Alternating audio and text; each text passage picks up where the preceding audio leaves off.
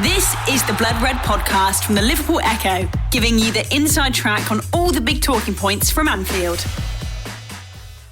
Hello and welcome to the latest Blood Red podcast. My name is Keifer MacDonald and today I'm joined by Ian Doyle and Theo Squires to talk all things Liverpool, Mohamed Salah and a bit of Jordan Henderson. Firstly, Ian, how's things? It's not bad actually. We're outside, as you can probably tell. Anybody who's watching on the old YouTube. And the weather's quite nice, although it did rain sand this morning on my way in, so there is that. I'm still confused by the meaning of rain sand, but I'll let that kind of fly over my head. Theo, oh no, is Oli going to bring us back on that? Raining sand means that it was raining and the sand has been brought up from, I think it's the Sahara, and then it deposits itself on my car, and therefore makes my car dirty, which is even more dirty than it normally is, and that is quite an achievement. Anyway. Every day is a school day. Theo, raining sand where you're from this morning, or...? No, I don't think so. I was going to say it was pleasant, but we were promised a sunny day today, weren't we? We were told to get a factor, was it 50-30, whatever, on by cameraman Mark, and it's very grey here in Liverpool, as Doyle said. There was a little bit of rain coming in, so I feel like I've been misled. But here we are, sat outside, doing another episode of the Blood Red podcast, so hopefully it doesn't rain during these, 30-40 minutes that we're about to put together. I've lost my words there completely. Well, this is how well this is going, isn't it? Yeah, but we'll get straight into it then. There's plenty to talk about. Obviously, Liverpool have had the first 4 games of the season, but today is, at the time of recording, is the final day of the Saudi Pro League transfer window.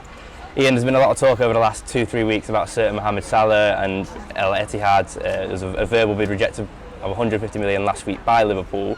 Just want to bring us up to date on the situation, perhaps the current standing of Liverpool, and going to these final hours of the transfer window. What would that look like from the Saudi point of view? And well, from Liverpool's point of view, nothing's changed from the past 4 weeks, which is he's not for sale, and they all split up, went off on international duty on Sunday, and everybody just went, well, he's not for sale, that's the end of it. So as you can probably tell, it's gone a little bit quiet over the last 2 days from Saudi Arabia. Beep to you as well, by the way.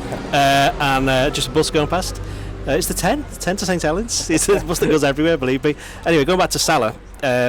Basically Liverpool have always said that he's not for sale, and there's been no kind of change on that. And no matter how much money the Saudis are willing to bid, it started, didn't it, with rumours of 60 million, in which everybody laughed it off. Then it was 100 million, which was like, Then it was 150 million, I think the bid was, that got rejected. I think it was, yeah. And that was only on Friday. But that was like, Thursday night, sorry. So it's about 24 hours before the deadline for Liverpool to buy any replacements. So Liverpool just went, no, that's just stupid.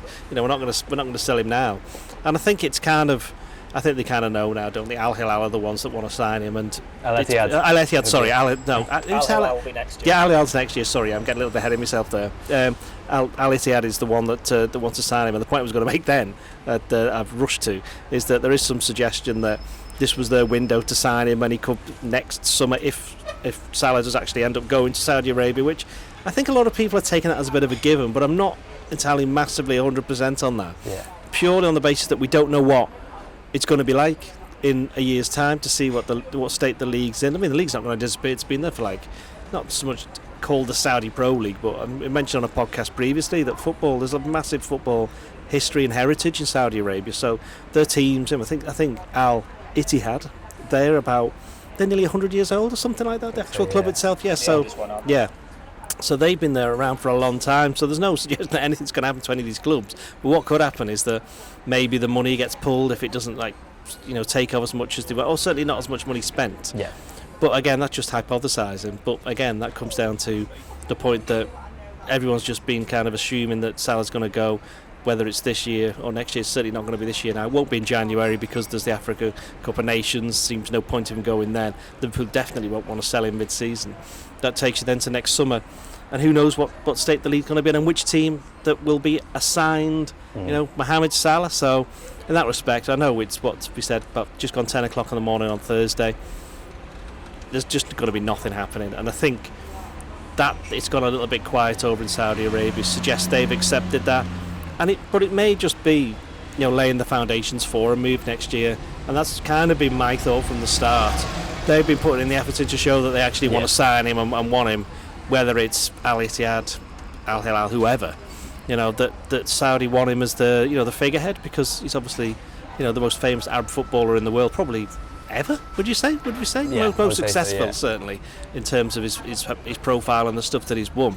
So he'd be a bit of a coup for them. But as you've seen for Liverpool's first 4 games this season, Mohamed Salah is still very, very important to what Liverpool are doing. So, even like £200 million, I think Liverpool would have just said no. And now it's just all a bit of a moot point anyway, because he's not going anywhere, certainly not until next year. Absolutely, and Doyle just touched on it then, Theo, but obviously it's been in the last kind of 2 or 3 weeks that we've obviously had one bid, and I think there was talk earlier this week that a Saudi delegation flew into London. That's probably the more serious than I think anyone expected it to be when it was first mooted about, as I say, 2 or 3 weeks ago. I think everyone, as Doyle said, expected it to just be, registering of the interest, laying the foundations for next summer. But how do you kind of view that bid of 150 million last week that was obviously swiftly rejected? Do you think it was a case of them saying, look, we know it's going to be rejected, but we're here next summer, or do you think they had serious plans of getting him in before the deadline tonight? It's an interesting one because Al-Ittihad are in the Club World Championships this year. Saudi Arabia's hosting it, so that's why they've got their place. So that was part of the reason why they want him, because they want him to compete for that. Like, that'd be such a huge statement if Al-Ittihad got through to, say, the final and facing a Man City, and they could have a real go against that. If you had Benzema, Salah in attack, you have Fabinho, Kante in midfield, that got a chance of at least scoring a couple of goals against them, not winning against the Man City's treble winners, but that was part of the reason why they wanted him. Now, and next summer, it might be a bit difficult with them if Al Hilal come call him. I think if Al-Ittihad really wanted him and thought it was realistically going to happen, they put this bid in a month ago. Like, that's when all the talk started, over a month ago, and it's taken them until the day before the English deadline. It's like, well, the only way anything is happening now is if Salah effectively does what Nunes did for Wolves and Man City and go on strike and force it. And he's not going to do that. He's not going to damage his Liverpool legacy. And you think, well, if Al-Ittihad are missing it now, as Doyle says, this seems to be their window, then they're probably resigned to not getting him next year. Like, you have to say, someone else will maybe need to move on, but they've also got all their overseas players rules. Like, Al-Ittihad have already got 9 foreign players. One of them is out for the season, Salah's international teammate Hegazi, who was at West Brom a few years ago. I think he did his ACL, but they've still got 8 players there, and they need to move a couple on to make room for players. Like, there's been speculation that they're looking for a centre-back as well because of Hegazi's injury. Like, they were being linked with Sergio Ramos, which would have been a very interesting link-up. Granted, he's now gone to Seville, but there's been also speculation that Benzema's not happy, that Santo didn't want him and he was forced on him. He demanded the captaincy in transfer talks and he didn't wear it for the first couple of games, but then he's won over Benzema, so Benzema's got the armband now. They signed Jota from Celtic and he's not started yet. There was speculation they wanted to get rid of him after a month, so it's not as going as well as you expect for Al-Ittihad's reigning Saudi champions, and this is a warning there maybe for players here. But at the same time, it's Mohamed Salah. As Doyle says, he's the most high-profile Arabic player there is. If you can get him, you do everything in your power to get him. That's why I feel like Al-Ittihad maybe didn't try as hard as they could if it was really realistic for them. If you put 200 million on the table when Fabinho's going, when Henderson's going, then we talk. Now, when Liverpool can't even replace him now, it's not going to happen. And then you look at his perspective as well. When is the right time to move for Mohamed Salah? If it's next year, you spent this season trying to get Liverpool back in the Champions League. Surely you want to follow that through. You want one last crack at the Champions League. And we've seen the Ballon d'Or nominations last night. He was the only Liverpool player selected. He's not going to win it this year. Messi's probably going to win it. He's not going to win it next year, you'd argue. You'd have to win the Cup of Nations and have a really good go at the Premier League title, because the Europa League's not going to be enough. So it's what is your legacy in the English game, in the European game? You've spoken before that you want to win the Ballon d'Or. You want to be the second African player to win it after George Weah.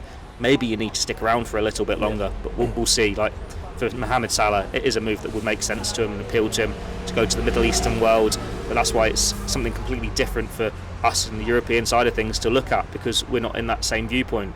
Playing in the Premier League, playing in the Champions League is the place to be. In a few years' time, it could be very different for these players from the Middle Eastern world. Absolutely. And Doyle, obviously Salah started the season really well. He's been one of Liverpool's best players. I mean, the front line have started really well. There was some talk from Andy Robertson earlier this week who basically said that Mo's been Mo. He's kind of got on with it, got his head down, and kind of produced the goods on the field. Next summer, if there was to be another move from the Saudi Pro League, whichever team that may be, he'd have 12 months left on his deal. Obviously, there's talk of whatever price tag he'd demand, but is there not a fair shout here for Liverpool to be going all out to make him sign a new contract? Because I know Klopp spoke last year about saying, similar to Lewandowski in terms of he's not your average 32-year-old or 31-year-old, whatever he is. He can play in kind of those 36, 37, 38. There's an argument here that Salah probably has 4 or 5, maybe 6 years left at the top game. Is that how you see it as well, or?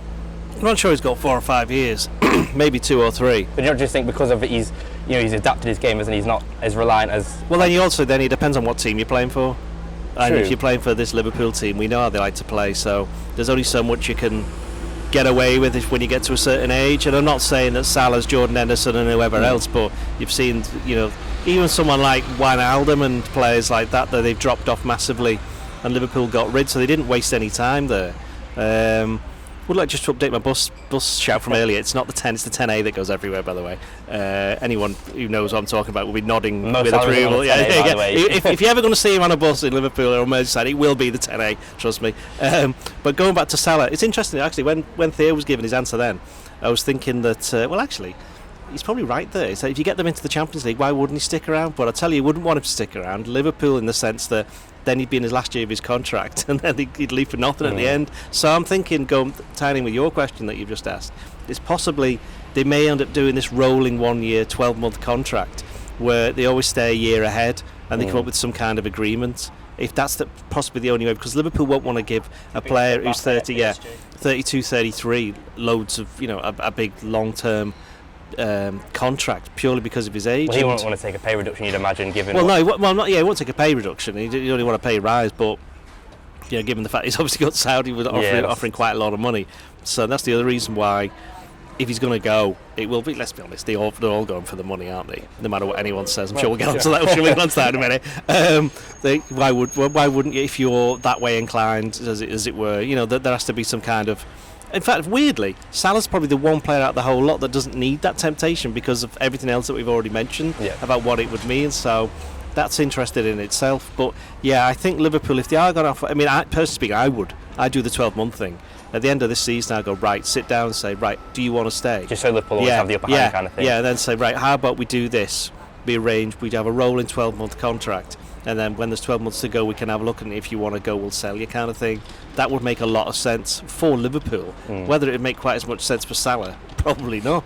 So then you're left with that tricky situation this time, about 10 months, 9 months possibly time, where you get to the end of the season, he's getting towards the end of his penultimate year, so he's about to enter his final year, and then Saudi Arabia come knocking again, which is exactly what will happen.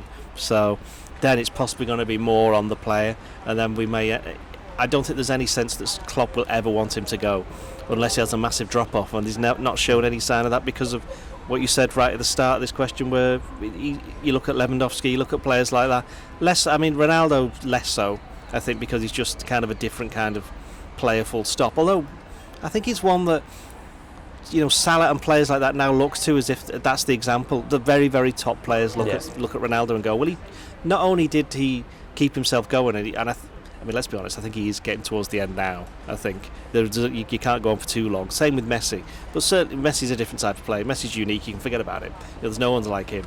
But Ronaldo, he kind of transformed his game, and you could argue that maybe that's what Salah will end up doing, because he doesn't quite have the pace that he did do. Not that he's slow or anything. A bit deeper already. Well, exactly, yeah, and over the past 12 months he's been setting up a lot more goals while still scoring. What did he get last year? 29, was it? No, it was more than that, wasn't it? It was 30.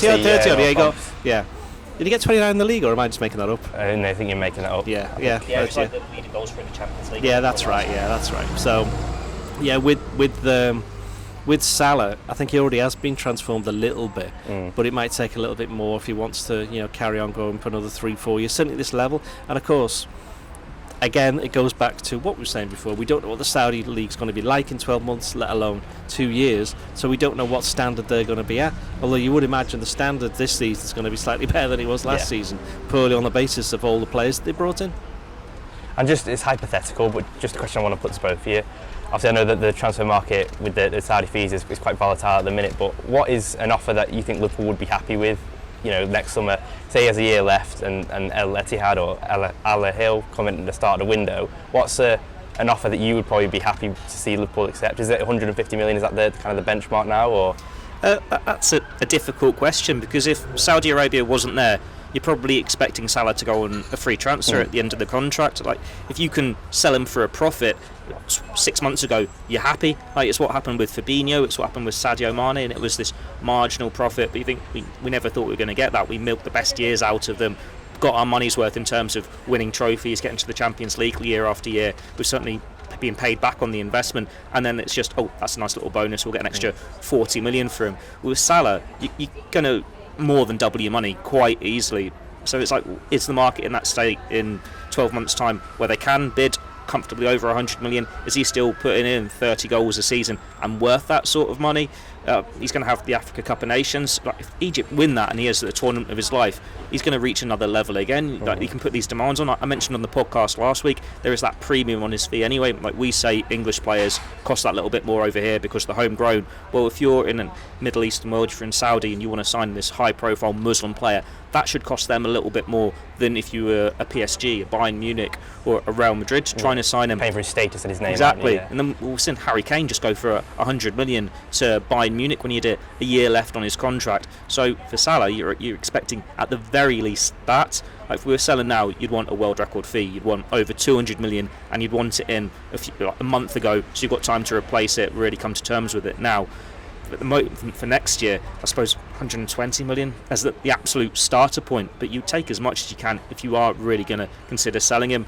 But then for Liverpool, you've got to look at who can actually replace him. Like I'd say Saka at Arsenal is maybe the best shout, but can you really get him? You need Arsenal to have a drop-off, not be in the Champions League, and he still seems to be... Talk of Jared Bowen, is he someone you'd...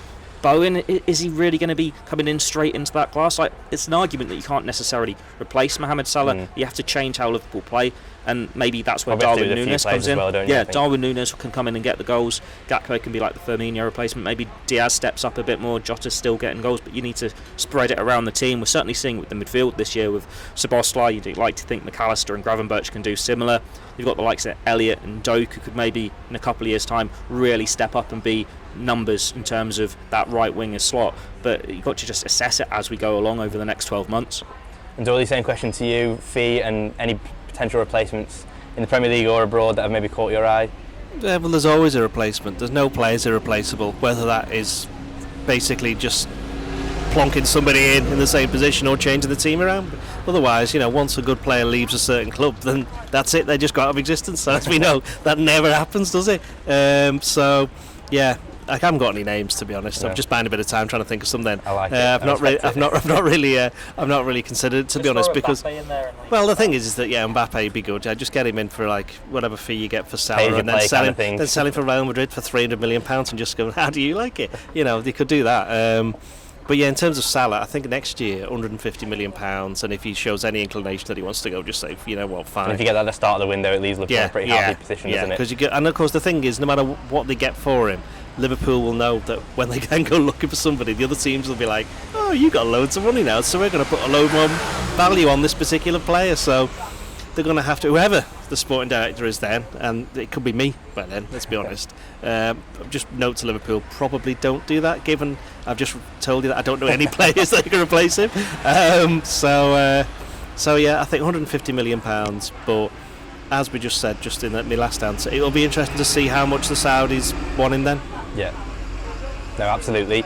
And obviously, at the time of recording, less than 12 hours left of the window, so I think it's fair to say Mohamed Salah will be staying, touch every kind of wood we can, that Mohamed Salah will be staying at Liverpool at least until January. It is actually wood, by the way. No, it's not. Is it? That it wasn't.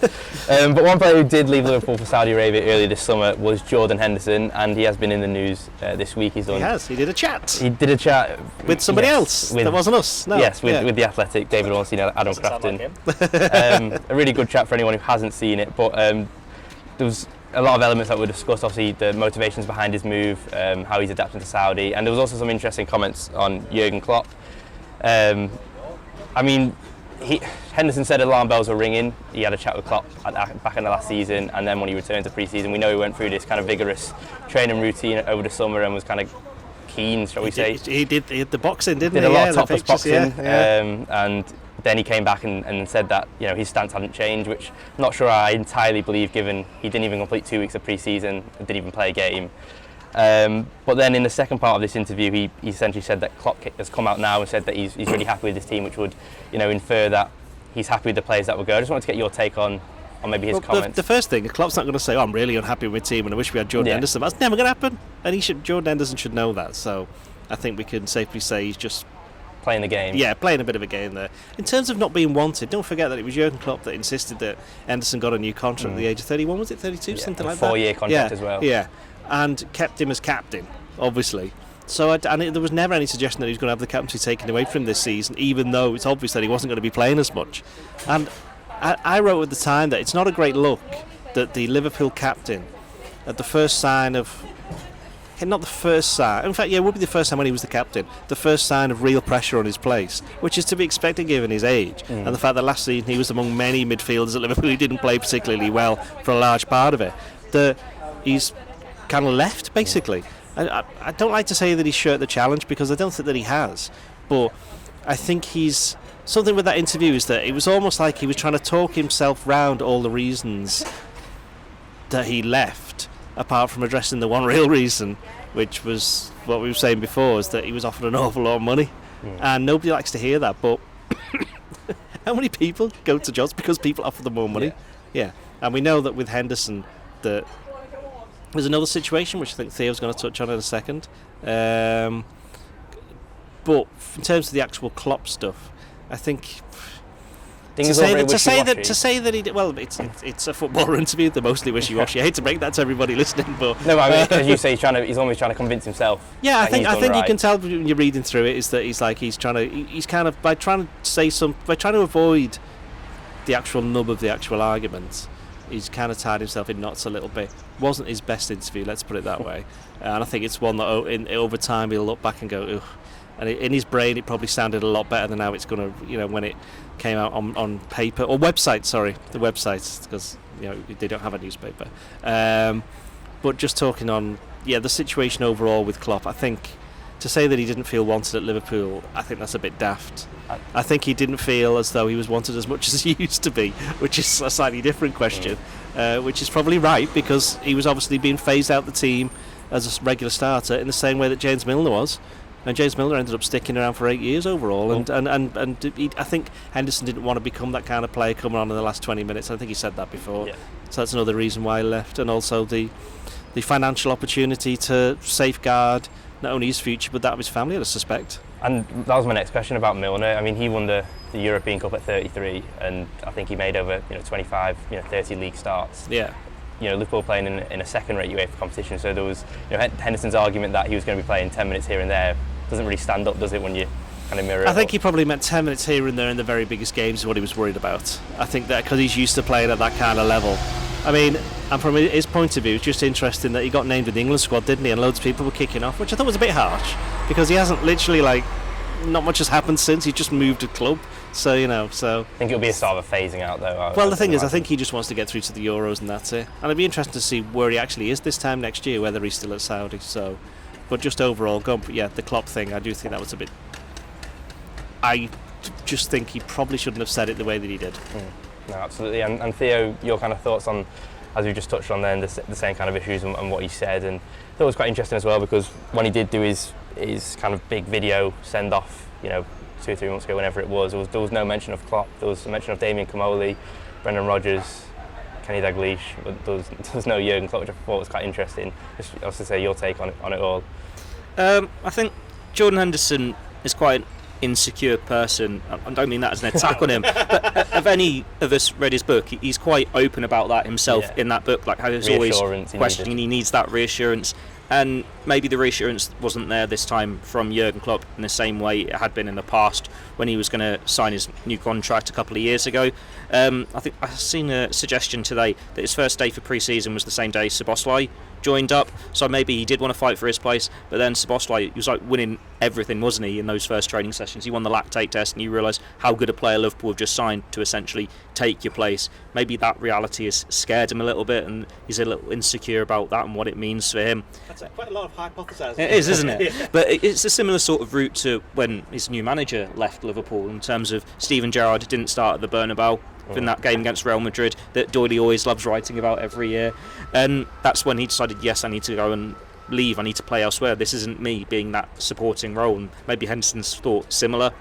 I was at one of the England qualifiers over the summer and he was actually really good then, and you think, well, he's still got a couple of years left in him here. Maybe the pre-season has done him the world of good in terms of he can get back to that level, and it was just part of an overall failing in this Liverpool side. But he's obviously felt that he does need to move on. He isn't happy taking this challenge on and not starting every week. If he'd been open about leaving, and it was something that had been on the table at the end of last season, I'm sure there'd been interest from Premier League teams or clubs across Europe. He wouldn't have necessarily had to go to Saudi Arabia, because let's be honest, he's never heard of that club before a couple of months ago. It's just because Steven Gerrard's gone there and then they're dangling all the money in front of him, which can't really have a go at him for taking, because in any of our situations, if someone's offering you that much money to go and try something new, you probably would. Obviously there's all the political sides to it as well that have been questioned, that have come up in this interview, that we've covered time and time again, that everyone is going to have an opinion on. We don't really want to dive into it too much again, because there is no right answer here, there is no agreement here. But let's just say he didn't cover himself in the best light when he was answering to those questions, because he's trying to keep everyone happy, and in the process he's basically upset quite a lot of people. But yeah, it's a difficult one. Henderson, I can understand why he felt he needed to move on, but the way he's handled it was wrong. I don't agree with the choice to go to Saudi Arabia, but then he is the only player who's being attacked for making that move, quite rightly for some reasons. But we're not having the same conversations about Sadio Mane, Fabinho, Roberto Firmino. We're not going to be having the same conversations about Salah if he went. We're not having those conversations about Fowler or Gerrard for going and being a manager over there. It's just Henderson has been held to this higher level because of the position he's put himself in, and that's now what's making him face this further scrutiny. But it's a really fragile position for him too, because say Steven Gerrard gets sacked in 4 months' time, what does he do then? Does he see out the contract, or does he think this isn't what I signed up for and he wants to move on? There's a lot of things up in the air, and I suppose Henderson, he's got to just think of himself in the present moment, take that money whilst you can, play at the level whilst you can. Like, he's still in a league where he's going to be playing against Neymar, Cristiano Ronaldo, Koulibaly, and some really good players, and defensively and offensively there where he can really test himself. It's just not the Premier League, it's not the Champions League. We'll see what it means for him in the long term. But yeah, he's going to have to face up to this at some point. That was his first interview. I'm sure it won't be the last time he's asked these difficult questions, and we'll have to address it, nevertheless, when he's coming back for Liverpool Legends games, which I'm sure we'll see at some point. Well, certainly it doesn't feel like Liverpool have missed Jordan Henderson if the first 4 games of the season are to go off Doyley. A draw at Stamford Bridge and 3 wins. Kind of your initial assessment then during the first international break? Well, that draw at Stamford Bridge looks terrible now, doesn't it? For what Chelsea have done since then. No, I'm only joking. I think that was always going to be a difficult game, no matter what. Who went there? Yeah, first game of the season, new manager, all that kind of thing. And the fact Liverpool were bedding in a new team, and you kind of saw that in that performance. You saw it for a little bit against Bournemouth as well, certainly the first 20 minutes. And you saw it in the first 20 minutes against Newcastle, weirdly, until the sending off. And then suddenly things kind of changed for Liverpool. And against Aston Villa on Sunday, I mean, Klopp said afterwards, it's been a long time since Liverpool have played that well, and even I was like, I'm not impressed by anything, let's be honest. Even I was like, well, that was quite good. They were quite good. A bit disappointed in Villa, as I mentioned on the podcast on Monday, but I think Liverpool kind of took advantage of that. And at the start, if you'd have said 10 points from 12 games from that start, I think everybody would have just said yes, definitely. It doesn't matter with the drawers, given there's 2 difficult away games, one tricky home one, and then you got the slight unknown of Bournemouth because new manager, quite a few new players, you don't know how they're going to be, in the same way that for all those other teams they weren't quite sure how Liverpool were going to be. I think with Villa, obviously they got a couple of players who are out injured quite a long term, and they played in Europe, although it was a dead rubber because they were already winning 5-0. And also they had got an injury during the game, but I don't think it was any kind of coincidence that Szoboszlai scored the first goal. I think that was kind of the fact that Szoboszlai scores the first goal and Núñez has a hand in the next 2. It kind of suggests that's kind of certainly for Núñez. We've spoken about him loads on the podcast. We did it on Monday as well, where you can see kind of it's clicking for him now, and he looks confident. And I think it'll be very, very soon where there just won't be any questions asked about him. It'll just be, he's just a Liverpool player. Sometimes he'll play, sometimes he won't. Sometimes he'll miss some chances. He'll score quite a lot. He'll be involved. And I think people will stop going, well, is he going to be a success or not? Because they'll accept him for who he is. And I think Liverpool have long done that, but weirdly, I think Núñez has also accepted himself for what he is in the Liverpool team as well. So that's good. Szoboszlai's come straight in, as I say, he's made such a massive impact. I know there's some people are trying to liken him to Steven Gerrard. Was that you, Benny? Was it you? No, I think it was Steven. It was Steven, which is the thing is a bit premature. I think he's a different kind of player, but you can see why. Because of his willingness to go and get stuck in, and when the going gets tough, he certainly does get going, as he's proven with the 2 games where Liverpool were down to 10 men. McAllister, he's not really been able to play in his proper position yet, has he? Although I thought he did a lot better in the number 6 role against Aston Villa, which was interesting really, because Villa are that team who they've made a habit of just running straight through Liverpool's midfield in the past, and they've not been able to do it for 90 minutes, but when they've done it properly, like the 7-2 game, and for the first half of the game back in May, they tend to cause Liverpool problems, and I think Liverpool's midfield played quite well with that. Curtis Jones contributed to that, and again it was another interesting shout that the minute he's fully fit, he's back straight into the starting lineup. The player who started all the games, they were unbeaten at the end of last season, surprisingly. So maybe he's found his position. And then we haven't mentioned Basetic, who's been, he's got years ahead of him. Yeah. We haven't mentioned Endo, who obviously it might take him a bit of time to adapt. You saw what happened with Fabinho. I haven't mentioned Thiago, who's not played because he's been injured. And we did a piece, I think was it this morning or yesterday? This morning, where we were discussing the best starting midfield for Liverpool, and I think a couple of us put Thiago in there. Yeah. I certainly did. Yeah, I didn't see that. Yeah, and Harvey Elliott, of course. And Harvey Elliott he's been a tremendous substitute to bring on. He's probably a bit annoyed that he's not been getting more minutes, but every time he's come on, he just made a massive difference with his energy. So he can't be far off having to start. So from a position in the team that had looked terrible, not terrible, but looked like it was a bit of a trouble for Liverpool. Some people have said they haven't had an overhaul. I mean, I don't know what they expect, but they got rid of 5 midfielders and brought in 4 new ones, and all of them. Well, I only mentioned Gravenberch. Exactly, Gravenberch as well. Yeah, so there's him as well. Suddenly, there's like loads of players they can choose from. And I know you work on the assumption that 2 or 3 of them are going to be injured. That still leaves you with 5, and 5 who off the bench as well. Yeah, exactly, and 5, and Bobby Clark, a youngster who I think is going to be really good for Liverpool in the long term. So in terms of the start, results couldn't have got any better. The fact that the transfer window couldn't have early signs as they've done pretty well in terms of the players that they brought in. We could argue till the cows come home about whether or not they should have got another centre-back, which I think they should have done. But even then, Joe Gomez looks like he's kind of grasped the initiative, and I wrote a piece yesterday talking about when he did that slip in the first half. In the past it would have been, you saw against Napoli last year, you saw against West Ham when he conceded the penalty league. When he makes a mistake, it kind of sometimes can get to him. And while that was an accidentally slipped, he just got on with it, and I think that's what he just needs to do. And I think if he can get that, to bring that to his game, and the fact he was playing on the left side of the centre back as well, which was interesting. Could he be somebody who Liverpool lived? I mean, he's been there for longer than any other player, hasn't he? Longest serving player now, isn't he? So. Only one there since Klopp started. So he's got an opportunity now, and his ability to play on that left side will be able to give Van Dijk chances of a rest, because he's another player who's getting a lot nearer towards the end than the beginning. So overall, I don't think Liverpool can complain at all by the start. It's probably better than even Klopp would have expected, and I think they've already shown signs that if you've got John McGinn saying after the game saying, they're going to be a real force this season, and he's somebody who knows, he's been in the Premier League quite a lot, some of the other teams are looking and go, this could be interesting. Yeah, absolutely, and Theo, as I say, it's been a really good start. Plenty of impressive signs from the new signings, and it feels like now, when Liverpool do return from international duty, or the players, should I say, there's a real chance to build momentum now. The Europa League starts. They've got a trip to Wolves and then to Austria, and then I think West Ham and Tottenham shortly after. So, a real time now for Liverpool to build on that kind of early promise and show that they can, put themselves up against Man City and Arsenal, United, whoever will be up there this year, and maybe put in is it too late to say that they'll challenge for the title this year, or? Too late, too early. Well, too early perhaps. But I know, everyone had kind of written them off in pre-season and said, everyone will be happy with the top 4 finish, just get back in the Champions League. But, would you be twisting that? I know you weren't of the impression that they'll be up there, were you? I think we have to wait and see how it goes along. Like at the moment, you're competing to be the best of the rest. I think we can all agree Man City are probably going to win the title. They've already won every game, they've got that lead, and it's rare for them to slip up enough for other teams to take advantage of that. But if there is a slip up, Liverpool are in a position at the moment after 4 games where they'll be there to take advantage of it. Like they can almost accidentally end up in a title race ahead of schedule.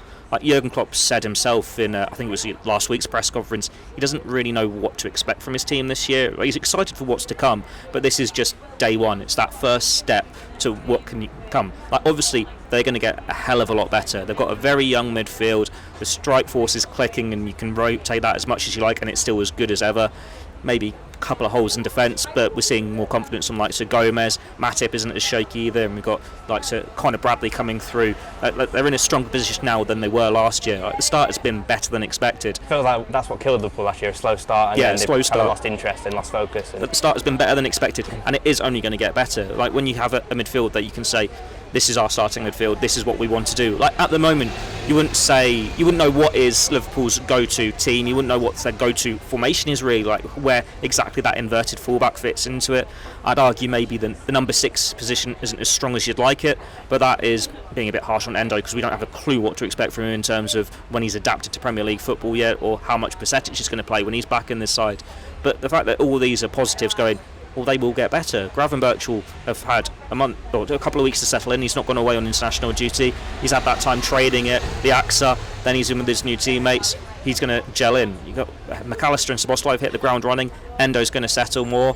And Van Dijk looks better when he's back from suspension. He'll be hungry to go again. Robertson in the last few weeks, I think we can agree, he's been one of the better players. He's certainly found his position a bit more in this new formation. There are so many positives there. And if Liverpool can just keep picking the points up, take points off the bigger sides, like if they can go and get that result against Tottenham at the end of the month, then they're breathing right down City's necks, aren't they? You're going, yep, they are the main title challengers. Hopefully there's no going to be slip-offs around the corner, and then it's something that can just go back to normality for a couple of years ago. Like they are a strong team, but because it's that first step, we don't know what to expect. But if this is the start of it, you can be third in the table, unbeaten, then it's certainly positive for what's to come. And then they are going to be that side that can just be competing with City time and time again, year after year. Got a hell of a gap to make up from against the treble winners last year, but so far the signs are good. No, absolutely. But that is all we've got time for today. We'll be back next week to preview next weekend's trip to Wolves and all that follows that. So make sure to follow everything on the Liverpool Echo website and the Blood Red YouTube channel. But that's all from myself, Keifer MacDonald, Ian Doyle and Theo Squires. You've been listening to the Blood Red podcast from the Liverpool Echo.